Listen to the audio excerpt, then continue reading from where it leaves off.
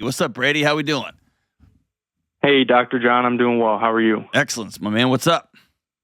Good. Well, hey, I just want to start off by saying I really appreciate the advice you give and the way you provide context and not just take one vein in looking at a situation. So I really appreciate that.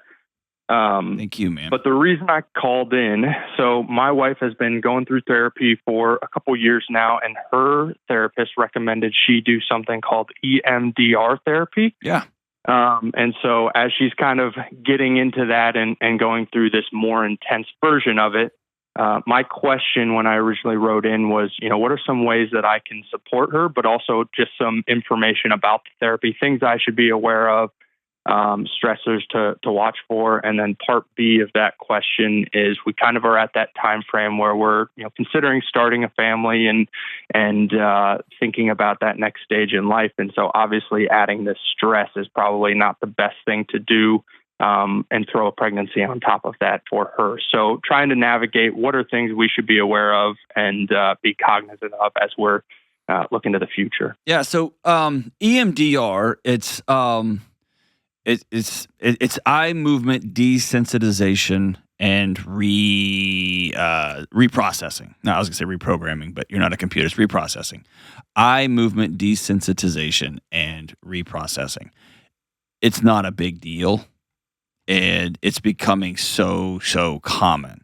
And so I don't want you to think that like she's going through a major surgery or something like that. After a few years, I would guess they've talked about the things. Why now, after a few years, is she being referred to an EMDR person? So I think a piece of it is her therapist went through EMDR herself. Okay. And thought it was very beneficial for her. And as they were going through it, it was kind of the next step of like, all right, where all of this comes from. You kind of know the why of some of your story and starting to take the steps of wanting to change some of the way you've kind of wired yourself to respond to things. Okay. So have you Googled and even seen it done, what it is? I've never seen it done. I've Googled it and kind of researched it a little bit. You can see it. It can be done. I've had colleagues that do it with a pen, like with the pen they write with. I've had one colleague did it. She did it with, it was like this, it was like a car antenna, like the old school ones that you had to pull up, that were on like our grandparents' cars. I've seen it done with lights. So it basically just shifts your visual field back and forth and back and forth. And then there's even some auxiliary types, EMDR-ish, which is like tapping, things like that. It's exposure therapy while your body is doing something else. It's focusing on something else. And so the easiest way I could explain it is it's helping your body metabolize thoughts. Or I heard one person say it's like a subway is driving through and suddenly there's a big cinder block and the subway train has to stop. And that's like memory. And EMDR helps move the big cinder block, the big cement block off the track so that the thing can get moving again.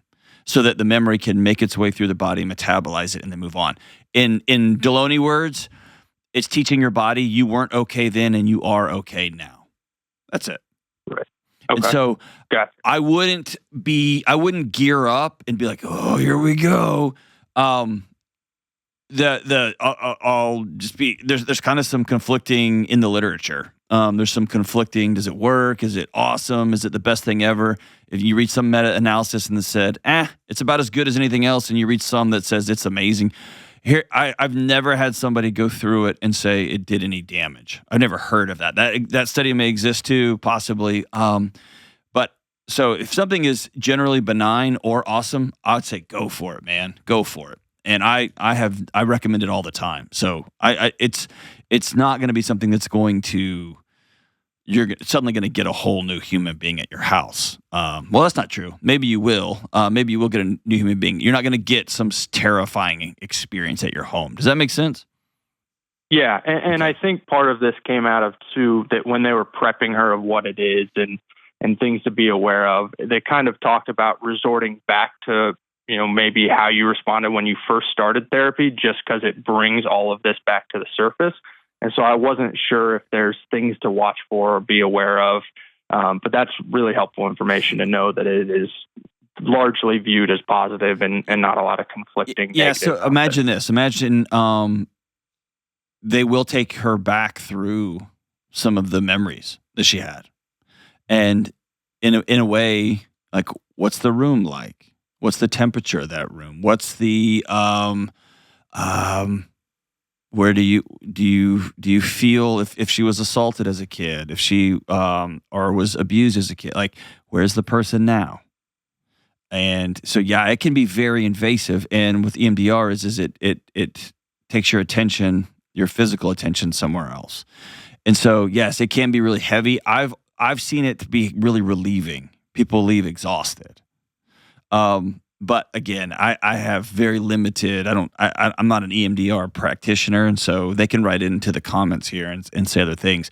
Anytime you go through and re-experience some of these things, or really go down memory lane, if you will, or what you remember about memory lane, yeah, that can be messy and scary. But my guess is you're going to get an exhausted and/or relieved and/or wife. Maybe not. Maybe you're going to get the front end of this thing, and it will be scary, scary, scary.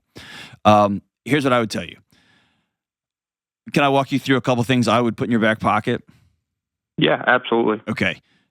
I want you over the next 3 to 6 months to commit to not taking things personally. Okay. Think of it this way. Like, if she went through a real wild knee surgery, she had to have her ACL replaced and, whatever, ACL replacement. And she was laid up in bed for a few weeks, and you were changing her bandages on on her knee, and you got blood on you. She wouldn't do that on purpose. Does that make sense? And right. So think of it that way.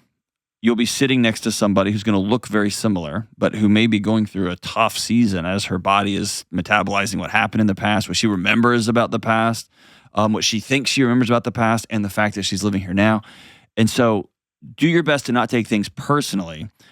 And you're also allowed to have feelings too. What's the nature of her childhood trauma? Or I just made up childhood. You didn't even tell me that, so it may not be childhood. What's the nature of her trauma? Yeah, it is. And it's, so I've talked to her before. I don't want to overshare her story, being here, but there's no physical abuse, but just some verbal, I guess, yelling, not feeling necessarily safe 100% of the time growing up. Okay. My guess is there will be again, I'm shooting in the dark here. There's a whole other backstory, but my guess is she's going to be exhausted and she's going to be relieved. Yeah. And there's been a lot of that so far. Good. She already started? Yes. So she's started. She's a few weeks in, but we've had those conversations of it's going to be hard. It's going to be stressful. Trying to keep her, emotions in check, but just feeling like a tidal wave of all these things coming on her. So being extra supportive and not taking it personal. So we've had those conversations. And I would steer clear of the keep things in check. I think her body's been keeping things in check her whole life, and some of this, I want her to feel it. And what she's going to want to keep in check is, I always tell folks, commit to a series of meetings. So put on the calendar every Sunday night, we're going to talk.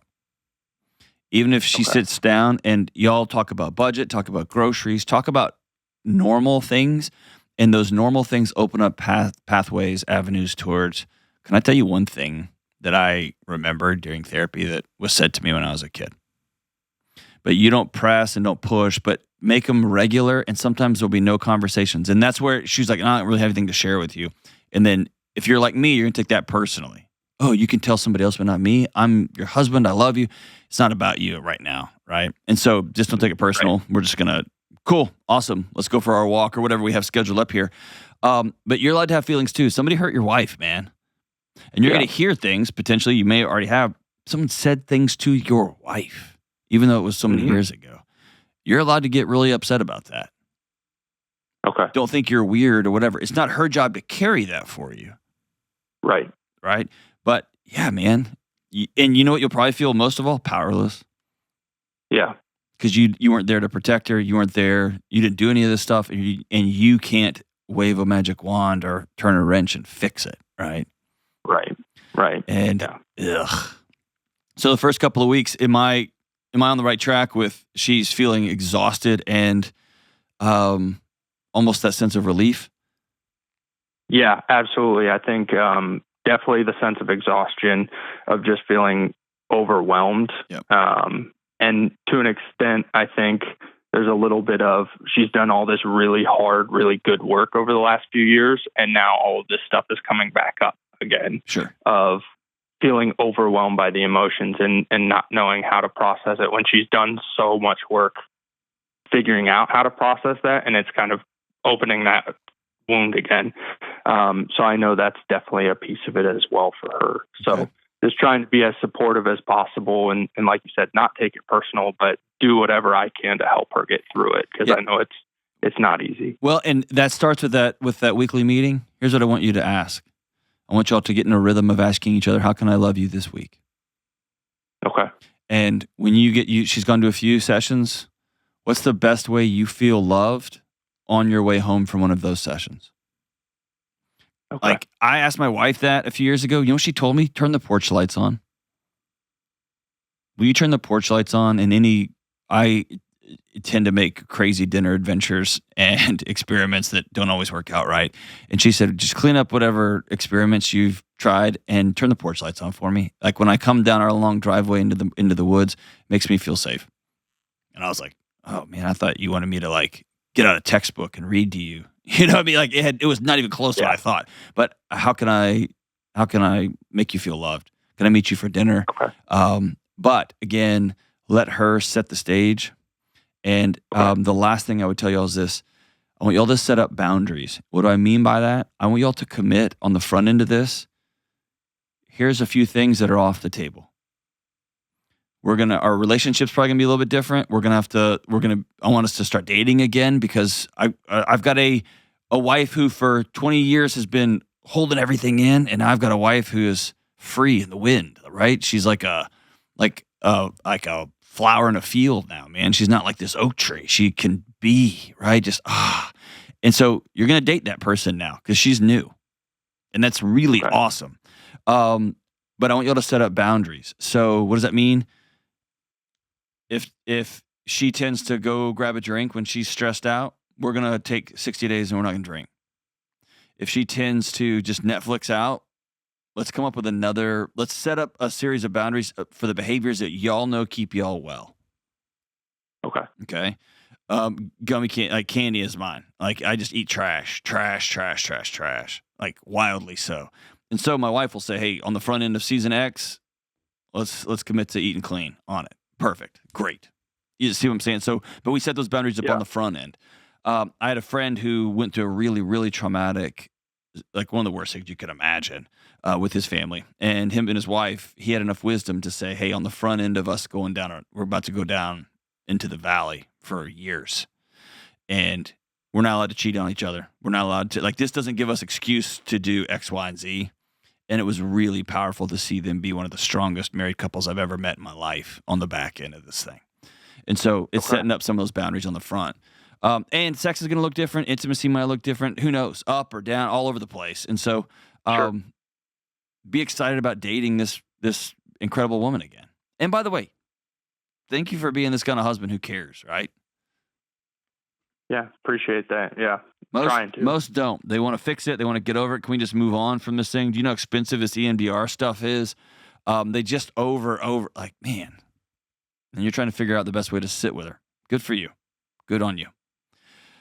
Whew. She's still the woman you married, man.